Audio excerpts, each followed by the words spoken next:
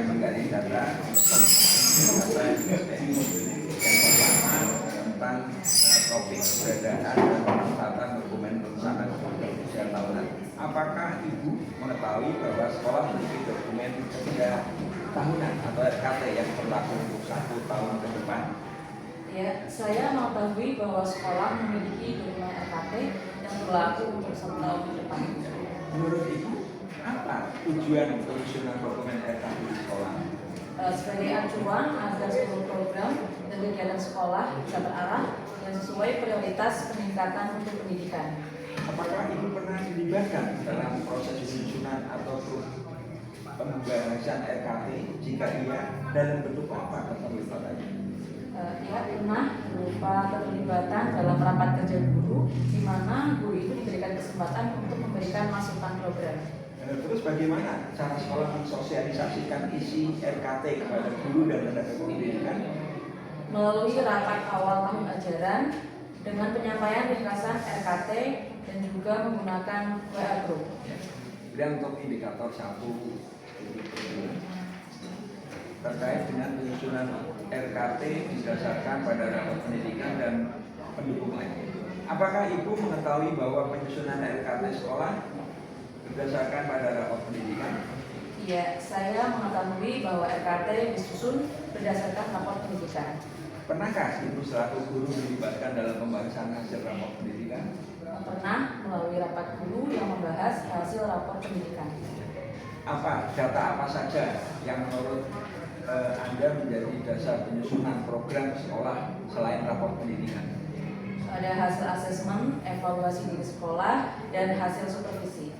Apakah program sekolah yang disusun sudah sesuai dengan kebutuhan yang ada di sekolah? Ya, program sekolah yang disusun sudah sesuai dengan kebutuhan sekolah.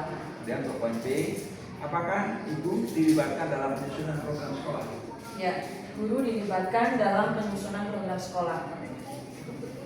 Bentuk keterlibatan apa yang diberikan kepada guru? Biasanya berupa masukan dalam kegiatan rapat kerja atau diskusi kelompok guru. Apakah sekolah juga melibatkan komite sekolah atau orang tua dalam penyusunan program? Ya, komite sekolah dan orang tua juga dilibatkan melalui rapat komite. Berikutnya untuk kurikulum memuat perencanaan dalam bentuk kalender akademik. Apakah Ibu mengetahui kalender akademik yang berlaku di sekolah? Ya, saya mengetahui kalender akademik yang berlaku di sekolah. Apakah kalender akademik menjadi acuan dalam penyusunan perangkat pembelajaran? Ya, kalender akademik menjadi acuan dalam menyusun perangkat pembelajaran. Bagaimana sekolah mensosialisasikan kalender akademik kepada guru? Biasanya melalui rapat kerja guru dan juga dengan pembagian dokumen tertulis. Kemudian untuk poin D, perencanaan program dikomunikasikan kepada berbagai pihak. Bagaimana kepala sekolah menyampaikan program sekolah kepada guru? Melalui rapat awal tahun ajaran dan forum guru yang dilakukan secara berkala. Apakah Ibu memperoleh dokumen atau informasi mengenai program sekolah secara lengkap? Ya, saya memperoleh dokumen atau informasi program sekolah secara lengkap. Berikutnya untuk indikator 1 D3 terkait dengan penyusunan RKT didasarkan pada rapor pendidikan dan data pendukung lainnya. Apakah Ibu mengetahui bahwa RKT sekolah disusun berdasarkan rapor pendidikan? Ya, saya mengetahui bahwa RKT disusun berdasarkan rapor pendidikan. Apakah semua guru dilibatkan dalam pembuatan rapor pendidikan dalam penyusunan RKT? Ya, guru dilibatkan dalam pembahasan rapor pendidikan sebelum penyusunan RKT. Dan untuk poin B, apakah Ibu dilibatkan dalam penyusunan program sekolah? Ya, saya dilibatkan dalam penyusunan program sekolah. Apakah guru diberi kesempatan memberikan usulan dan masukan? Ya, guru diberikan kesempatan untuk memberikan masukan atau usulan. Ya, untuk poin C, kurikulum memuat perencanaan dalam bentuk kalender akademik. Apakah Ibu mengetahui kalender akademik sekolah? Ya, saya mengetahui kalender akademik sekolah. Apakah kalender akademik menjadi acuan dalam program pembelajaran? Ya, kalender akademik menjadi acuan dalam menyusun pembelajaran. Kemudian untuk D, poin D, perencanaan program agar dikomunikasikan ke berbagai pihak. Bagaimana kepala sekolah menyampaikan program sekolah kepada guru? Biasanya melalui rapat ataupun sosialisasi di awal tahun ajaran. Apakah informasi program sekolah mudah dipahami dan dilaksanakan? Ya, informasi program sekolah cukup mudah dipahami dan dilaksanakan. Menurut Ibu, apakah komunikasi program sekolah sudah berjalan dengan baik? Ya, komunikasi program sekolah sudah berjalan dengan baik. Berikutnya untuk indikator 1 P4, penyusunan RKT, RKS menggunakan pendekatan INP.